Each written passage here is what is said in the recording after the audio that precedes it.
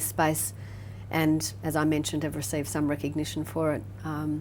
We have what we call a presumptive model of flexibility, which means that we would anticipate that every person comes in with wanting some flexibility of some sort in terms of how they practice as a lawyer, and so we need to work out how we can make it work around the measures that we put in place for the individual. And likewise with our clients and flexibility, drilling into the basics, I suppose, of how we make that work. We always have clients, when they get introduced to the firm, meet at least 2 people in the first meeting, and we don't charge them for 2 people, we charge them for 1 person, so that they have 2 contact points in the firm. They will generally then be assured that both people are across the broad issues of that particular client, so that they have a very responsive approach from us when they ring up, because the reality is no one's ever available 24/7 for any client. So there will be always someone that can deal with their issue and is generally in communication with the other person, and the information has been shared. And so the clients really like that, and we've been working that way now for 13 years. We also would say that it's not easy working flexibly. It's not for everybody. It takes, again, a pretty flexible mindset towards work. It takes very developed communication skills, and in certain settings, such as in a litigation setting, one just has to work effectively with another person, and that's not all the time, but it might be given a particular matter. But ultimately, the bottom line is what's in the best interest of the client, and so decisions are made and the sharing of the workload occurs in accordance with what's in the best interest of the client.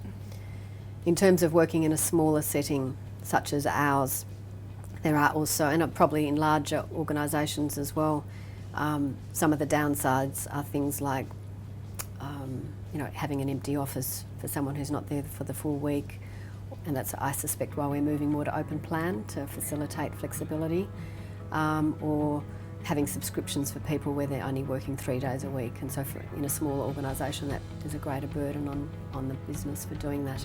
But I do think fundamentally the trade-off of longevity of staff and goodwill, and people putting in the extra mile, and we do require, through our conversations, people tend to want to make the situation work, and so we'll have agreements around communications in the office about how people want to be checking in on their emails and that sort of thing, or how they want to be contacted. And all of that just gets agreed between the individual and communicating with our reception and with the lawyers that they work with. So we find that that works for us very suitably. And I mentioned before that the legal profession seems to be dragging their feet in this area, and I say that in contrast to accounting firms, where in the last 1 to 2 years they have made public their policies, where really it sounds like it's optional as to whether you come into the office. They expect people potentially to be on site or accountable to their manager, and where they do their work is a matter for them. So some of those people obviously are not litigators in accounting firms. They don't have to be at the courts all the time. There are environments, pockets in law firms where the team should be working together, or M&A, and work that is highly pressured, requires 24/7 sort of working together as a team. And I guess all I would say in those environments is that they should be much more upfront when they're recruiting, to communicate to their young staff that this is the way we work and this is what we're going to need from you when you get to this stage if you want to work in our department. And there are sacrifices that need to be made, and that's just the way it is, and you get paid accordingly. I